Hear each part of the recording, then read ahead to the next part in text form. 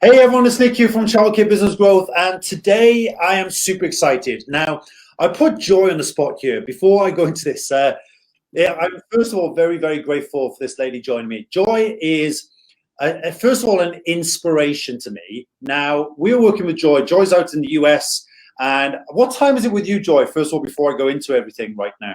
It's currently 6:28 a.m. Okay. So when we first planned, when I mentioned this to you, I said, "Oh, we're going to do a quick interview."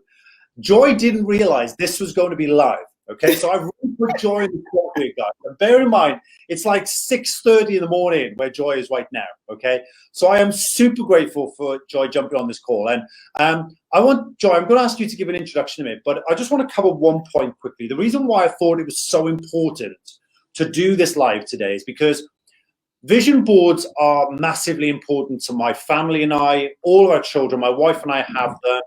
But I'll be honest with you, I think in the past, we didn't see them as a huge priority. And I think right now, some people might have some misconceptions around them. I think people have make some common mistakes. And I also think with everything that's going on in the world, people have switched more to a survival mindset rather than still holding this vision of where they want to be in the next 12 months. And I think that we need to hopefully help people change that mindset. So without further introduction, guys, I want to introduce you to Joy Maxwell. Now, I've only known Joy for a few months, but as I said, she's already become a huge inspiration to myself, to our team here at Childcare Business Growth. And Joy, do you want to give you just a quick overview of yourself and a bit about your background, if you don't mind? Awesome. Thank you so much, Nick. I'm elated to be here this morning. I just thank you for this opportunity in this space. So my name is Joy Maxwell, and I have been coined as the visionary. And so I come from an educational background. I was an elementary school teacher for 10 years. While I was an elementary school teacher, I was also an adjunct professor at night. So I taught early childhood education and elementary English. And so I've been teaching and training people for a very long time. I've always had a passion to work with children. I've always had a passion to teach people how to properly work with children. And here in Philadelphia, I am an adult educator with the city. So I am able to go around and teach other early childhood educators how to implement curriculum, how to do assessments, how to set up classrooms. And so those are some things that I have been doing just throughout my career over the past anywhere from 15 to 20 years, actually. I started working in nonprofit organizations, daycares, Head Start programs since I was 16 years old. So I've had quite a few years working in this arena. I am also a mom of 5 and a newly glam mom. So we have a 6-month-old grandbaby, and I am married to my wonderful husband, Raymond Maxwell, who is my partner in our childcare business and life. And so I am excited about this season that we're in. I'm excited for the new year, and I'm excited to be here talking to all of you guys. Thank you, Joy. Now, I didn't realize you had 5 children. Wow, you've beaten me. I've got 4. So, well, my husband was a package deal. So he came with 1 and she immediately became ours. So yes, we have 5. So now, the reason, as I said, why I thought this was so important, because I think, let's face it, 2020 was a tough year for everyone. And, 2021 is, of course, going to bring its challenges. But I think it's so important that we don't lose sight of having goals, having a vision of what we want to achieve over the next 12 months. And that's why I know, obviously, you've got a big event coming up on the weekend. I know it's sold out if you want to go there in person. The virtual option is still available, which we'll talk about later. But right now, I think it's so important that people understand why more than ever that vision boards are extremely important for how we plan the future. So do you want to just tell us a bit of an overview why you think people kind of get vision boards wrong, or they have this misconception around vision boards? Well, the first thing is growing up, my mom was a person that always read different proverbs to us, different scriptures, different affirmations, different stories. And there is a proverb that says, where there is no vision, the people perish. Wow. And so that is a proverb that I have held very dear and close to my heart, and that I am very mindful of. So as a team leader, as a CEO, as a mom, I make sure that my team, the people I love, the people I lead, the people I carry, I make sure that they know that we have to have a definitive plan, purpose, and vision for what we are doing in life, what we do in business, what we do in marriage, what we do in ministry. We have to have a definitive plan in place, and we have to have a clear vision. If not, you do yourself and you do your team a disservice, because people don't know what direction we're maneuvering, because we have no clear end, we have no clear vision. And so I think the misconception with people creating vision boards, first of all, I get people that say all the time, oh, I know, that's that arts and craft project that people do, right? Oh, wow. Okay. Arts and craft project? No, it's much more than that. What?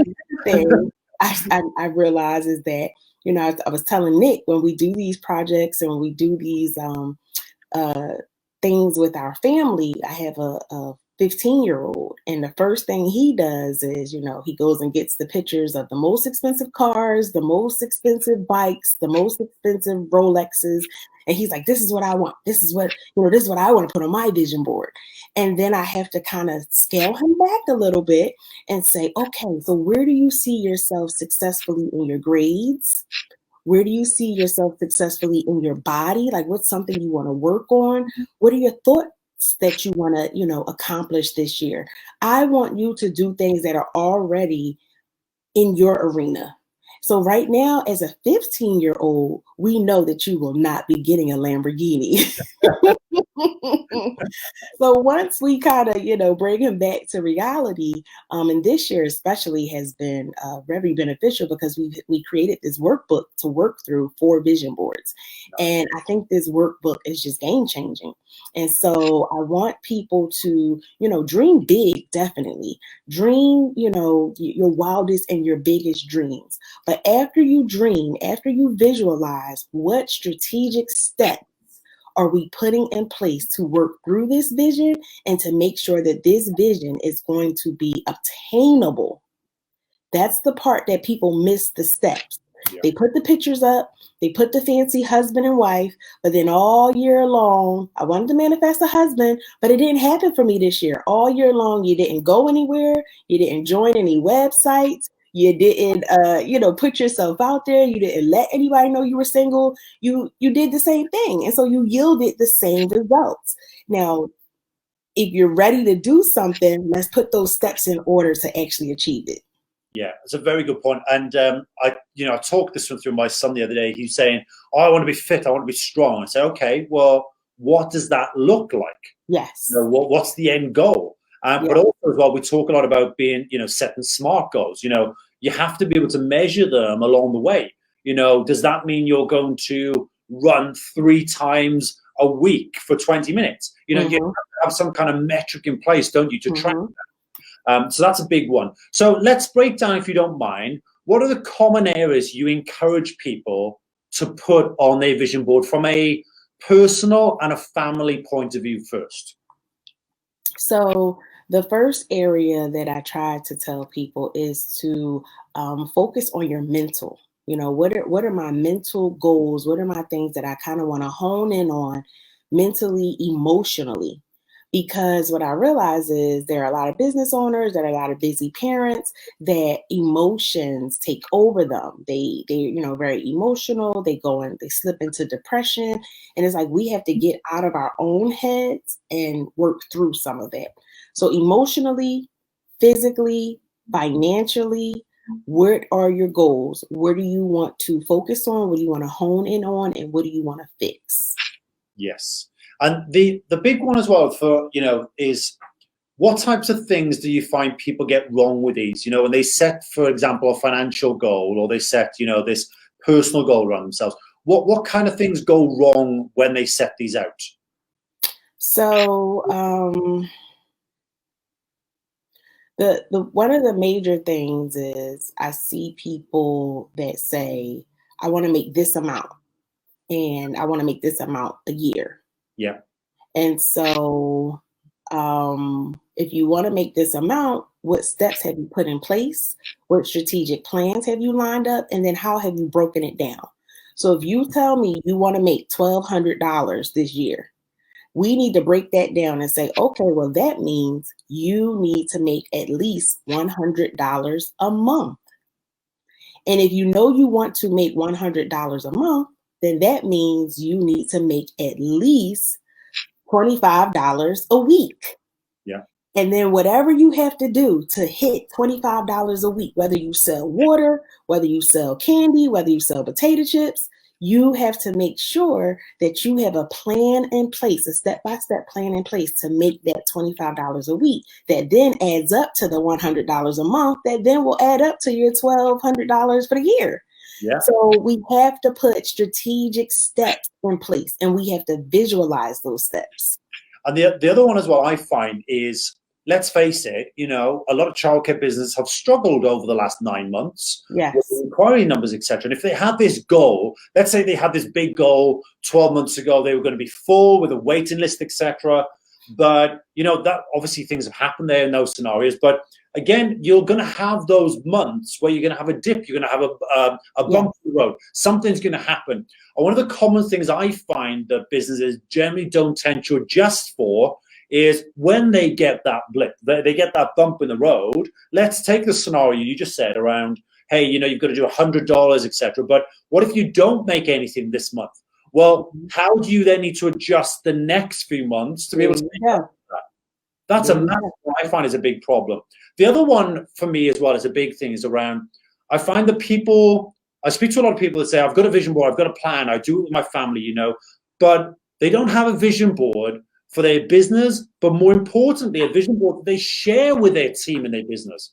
Because we all have this plan of where we're taking the business, what we want to achieve, etc. But the problem is, do our team know that? So what are any kind of common scenarios or examples you could give there of business owners that come across that same problem? So last week, I did a audio drop-in on a new app called Clubhouse, which has been really amazing. It's been really great for networking. And this question came up. I had a young lady that said, okay, Coach Joy, I hear you talking about vision boards. I hear you talking about, bringing your staff in, but how do you make sure that your staff also owns this process and that they buy into it?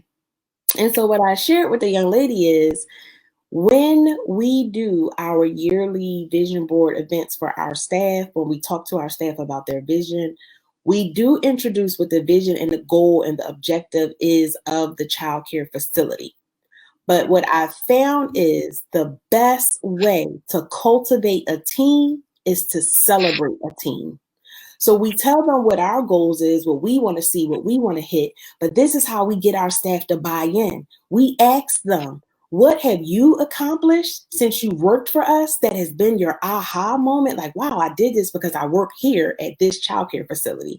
What have you done? What have you accomplished? And then what do you want to do in the future? Because not only do I want to check in with you as, my lead teacher and my preschool teacher to say, hey, have our students mastered this skill for this month yet? But I also want to check in with you at some point and say, hey, I remember on your vision board activity that we did in January, you said you wanted to lose 10 pounds. How's that going for you?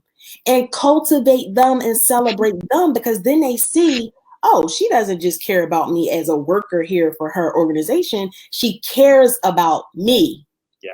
Yeah. And that's a big point, because I see a lot of comments in groups, particularly from childcare businesses, where people say, oh, my team just don't have the motivation. They don't have the drive behind them. It's like pulling teeth, or you've just got to feel you push them all the time. And I think one of the reasons because of that, like you just mentioned, is because we don't share in what their vision is or what they want to achieve over the next 12 months. Or like you said, we don't celebrate their achievements. And that's a big thing. I think sometimes we get so caught up in, oh, our plan is to do this, but is everyone else just coming along for the ride?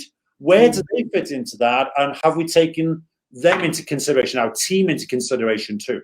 Mm. So are there any, before we move on to some tips that people can use, steps to put in place a good vision board, are there any other common mistakes or things that people do with vision boards that they get wrong, or common questions you get come up? So I talked to a young lady, and this young lady has been coming to my live vision board party since 2016. I spoke to her the other day, and I was like, hey, it's that time of year again. I know we checked in a couple of months. Where are you? What are you doing? What are you accomplishing? And she said, Coach, can I be honest with you? And I said, sure. She said, this year, I lost sight of my vision. I said, well, what do you mean? She said, we did buy the house that we put on our vision board, and we did, I did finish my bachelor's program. I'm enrolled in my master's program. She said, but when I moved, there was a lot going on. I've had some changes. And she said, actually, my vision board had fell behind my dresser. Oh, wow. She said, I knew it fell behind my dresser, but I never thought about it like, okay, hurry up and pick it up. She said, and before she realized it, in some months, that the vision board was behind her dresser. And she said, to be very honest, when I did finally get it out, I almost had to dust it off because it had accumulated dust, and some of the pictures had fallen off, some of the words had fallen off. She said, and it hit me. I lost focus of my vision. And because of that, I slowed down with the goals that I had set. So that's one of the most common mistakes, when life hits us, when life does things, when things get shaken up, we pause. Yeah. Pause. We stop growing. We stop moving. And that's not what we need to do. We need to pivot. Change the plan. Change the plan, but never the promise. The promise is the promise. This is what you're believing for. This is what you're working for. You're manifesting. That's your promise. You are going to have some pitfalls along the way, but you pivot. You don't stop. You don't pause. So that's another thing. That's a big one as well. I think as well, sometimes, particularly have those days, or I know it's been quite common for people recently. There's been a lot of childcare business I speak to on a daily basis that are feeling so low right now because of what they've gone through. And they're struggling, and you can tell that, unfortunately, it's so sad that they've lost their passion for what they do because they've been so bogged down in trying to deal with all this, mess, everything that's been going on. Yes. That, when you even ask them about a vision, nothing's there right now because they've just been so caught up in everything that's been going on. It's really sad. And that's why we always have in our vision board, it's everywhere. Whenever you walk through the house, you can't miss it. It's in multiple places. I love it.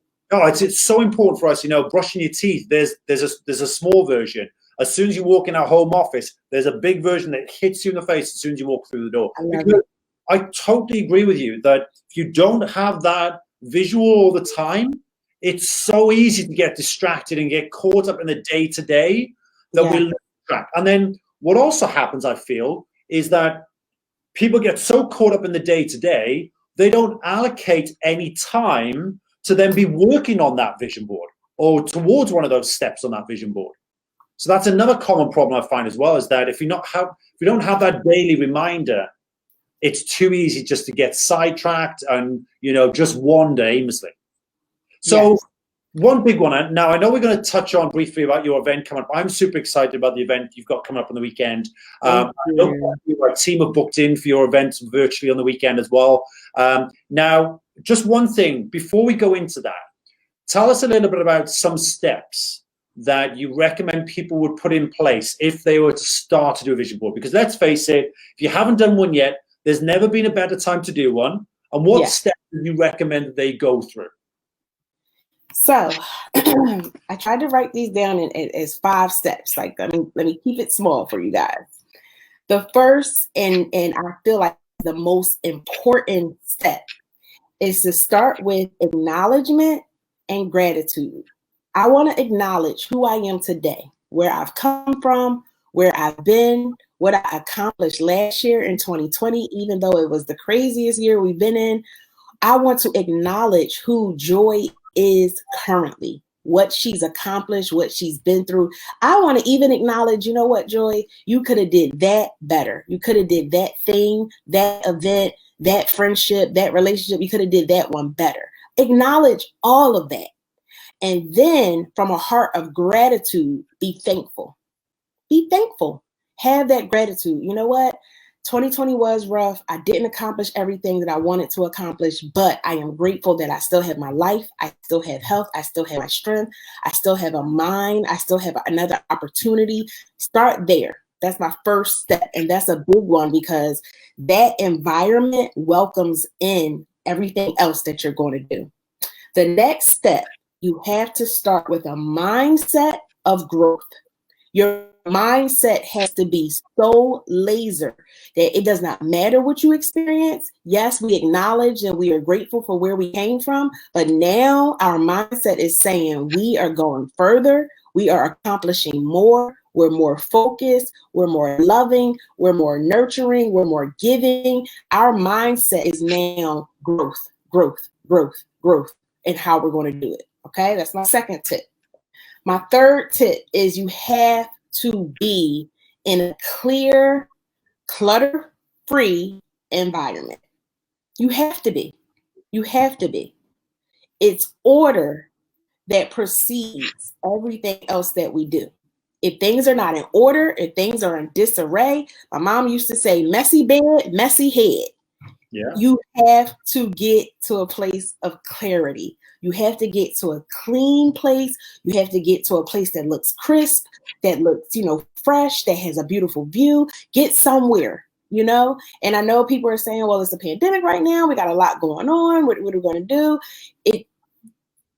Find a space in your house, find a space in your closet, in your basement, in your garage, whatever you have to do. Just get to a place clear, clutter-free, because it allows your mind, it allows your emotions to be different. Sometimes when I walk in my childcare, if I go into a classroom that the kids are in the centers and they kind of have just thrown everything disarray, if I was walking in there to do an observation, I can't do it because the environment is too cluttered. It's too much. I have to wait and come back later. So you want to make sure that you have a clear environment. The fourth tip that I would give you is you have to take some time to visualize your next level. So now you've already been thankful. You've already showed your gratitude. You've already acknowledged your wins and your losses. You've already, put your mindset, okay, this is the year for growth. This is the year for this. You've already had your clear environment. Now when everything is quiet, when everything is calm, you're going to close your eyes and you're going to visualize. Visualize. You want more enrollment?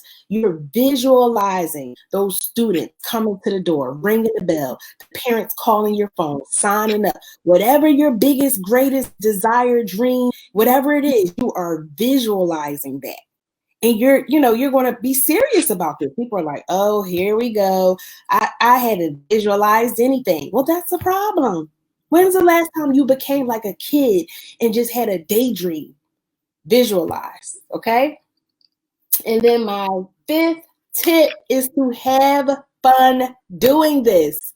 You want to have fun doing it. You want to make sure that there is so much joy and happiness and gratitude in your heart and in your environment. If you want to put on some music that makes you feel good, that makes you want to level up, that makes you want to know that there's more in you, put on your Beyonce, put on whatever it is that gets you hyped and happy, and work in that environment. So that's why I'm so super excited about our event.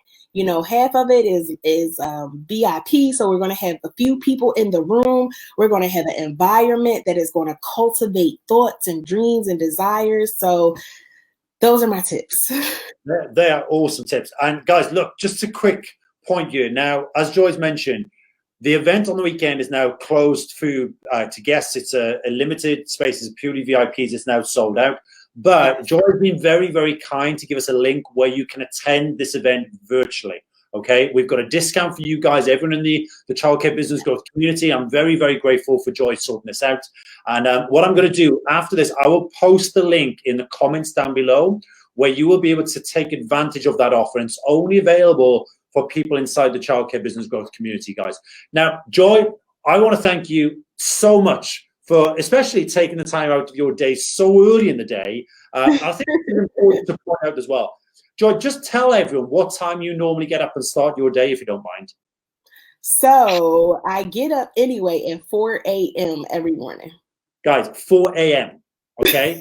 Now, I know we could all come up with reasons why we can't get up at that time and why everything else, but I'll be honest with you. I hear this time and time again. Some of the most successful people in the world, they get up early because that's their time where they can work on things with no interruptions. Mm-hmm. Because let's face it, as a childcare business owner, how many distractions you have in a day? You have your team members call you, you have parents, you have issues, you have authorities, you have all different types of people to work with. And I think Joy's a classic example here of someone that's achieving big things, inspiring others, and she's leading by example of up at 4 a.m., gets her main things done while she's got that quiet time, jumps on interviews at 6:30 in the morning without any preparation. And you're a true inspiration, Joy, and I'm very grateful for you jumping on. And guys, I don't think I've come across anyone that runs these vision board events anything like the way Joy's going to run this on the weekend. So whatever excuses you've got why you can't be there, make sure you are there. I'm going to put the link in down below. And I just want to thank you once again, Joy, for your time. And I'll post the link down below, everyone, very soon. And Joy, thank you once again. And I look forward to catching up with you on our next call over the next 3 months. Thank you so much, Nick, for this opportunity. Thank you, everyone, for joining in. I am excited about you guys' future. Thanks, Joy. I'll speak to you soon. Bye-bye.